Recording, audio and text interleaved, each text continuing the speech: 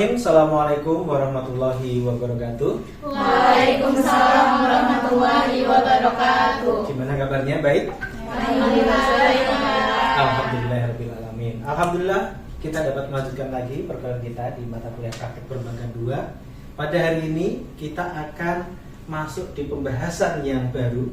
Tapi sebelum itu mari kita berdoa terlebih dahulu. Semoga kita diberi kemudahan, semoga kita diberi kelancaran, yang terpenting semoga kita diberi kesuksesan. Ala hadiniyah wa kulli niyatin sholihah. Al-Fatihah.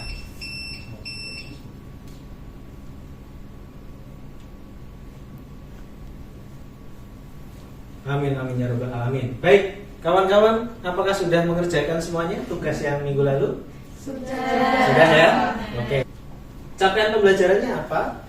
Diharapkan kawan-kawan mahasiswa mampu mengoperasionalkan Salambris, karena Salambris ini adalah sebuah sistem untuk membuat akun perbankan.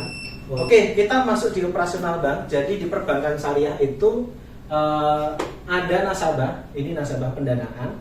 Kemudian ada, kalau di posisi seperti ini, maka nasabah pendanaan dikatakan sebagai sohibul mal. Sementara bank dikatakan sebagai mudorib. Betul sekali. Maka orang nasabah yang punya uang yang kaya, dia akan menyerahkan uangnya kepada bank untuk bank kelola, gitu ya, untuk bank kelola, sehingga bank punya kewajiban untuk mendistribusikan kepada nasabah pembiayaan. Maka di sini dikatakan bank sebagai sohibul mal. Sementara nasabah yang berikutnya sebagai mudorib. Karena nasabah di sini bisa sebagai untuk modal kerja maupun untuk aset, kepemilikan aset, kepemilikan mobil, kendaraan, rumah dan sebagainya.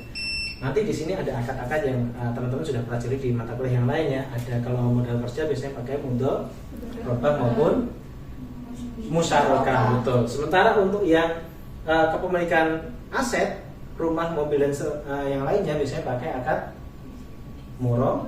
murabah atau MMQ dan lain sebagainya, yang sifatnya adalah aset base gitu. Bisa dipahami sampai di sini?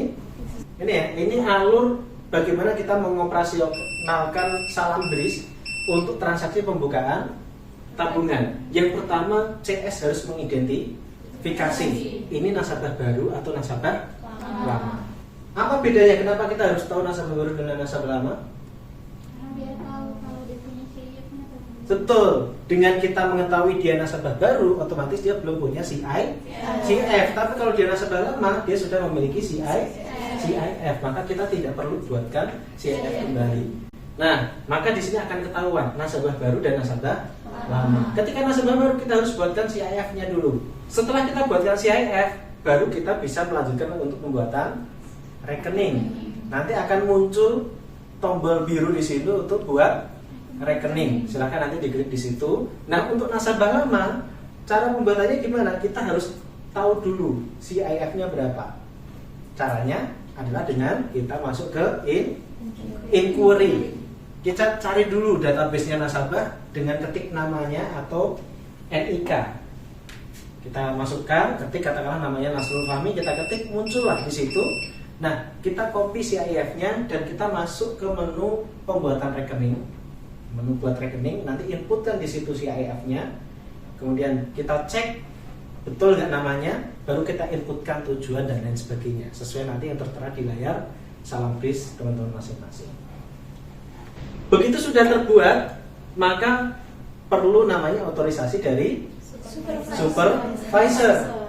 Supervisor perlu mengotorisasi, mengapprove, menyetujui bahwasanya nasabah tersebut berhak untuk memiliki rekening. Itu bagian daripada antisipasi mitigasi risiko agar level di bawahnya itu tidak main sendiri, gitu ya. Jadi ada otorisasi atasannya itu yang mengetahui kegiatan di CS. Nanti di mata pelajaran yang berikutnya, materi berikutnya tentang teller juga sama, akan ada namanya otorisasi.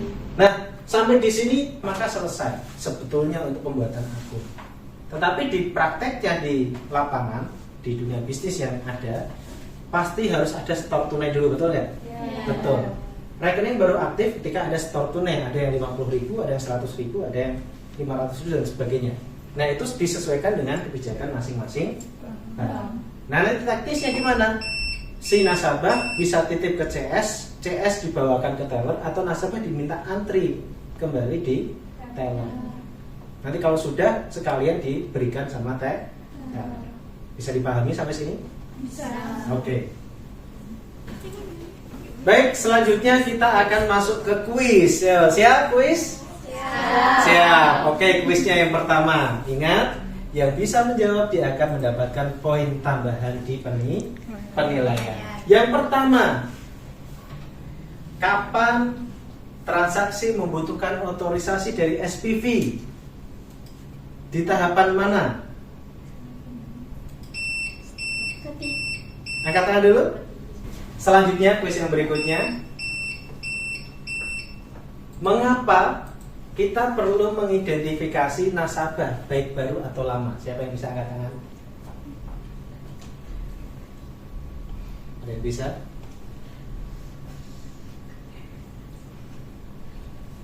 Ya, silakan.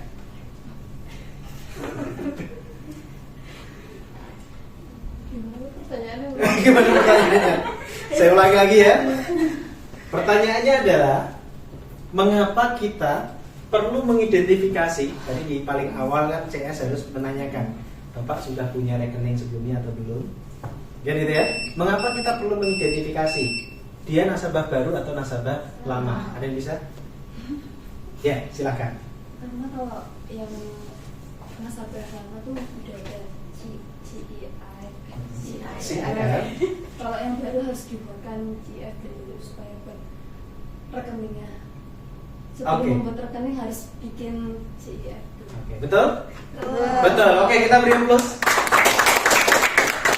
Nah, itu tadi pelajaran kita pada hari ini. Untuk selanjutnya adalah penugasan.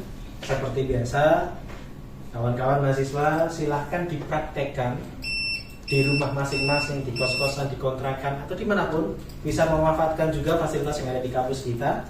Di kampus kita dilengkapi dengan berbagai macam space, tempat, bisa di perpustakaan, bisa di lab mini bank, maupun di taman-taman, gazebo dan sebagainya, bisa di sana, atau di kantin juga silakan. Prakteknya itu di screen recorder ya, direkam, kemudian dikasih narasi. Nah, nanti silakan diupload ke YouTube, gitu ya. Diupload ke YouTube dengan formatnya yang HD, Full HD. Biar apa? Biar jernih, clear, gambar yang muncul itu nampak, dan juga aktivitas kita juga bisa diperhatikan oleh semua orang yang menyaksikan di YouTube tersebut. Kemudian dikumpulkannya kapan? Minggu depan. Minggu depan kita akan cek satu persatu ada kesulitan apa. Nanti kalau ada kesulitan silahkan ditanyakan. Gitu ya. Untuk akunnya menggunakan akun masing-masing. Karena masing-masing sudah punya akun untuk sebagai CS, teller, supervisor dan sebagainya. Betul? Nah, tidak masalah teman-teman satu orang tapi berperan sebagai banyak role gitu ya, banyak peran. Tidak apa-apa, biar teman-teman paham. Nanti ketika sudah praktek di lapangan di perbankan syariah yang sesungguhnya, teman-teman tidak bingung lagi.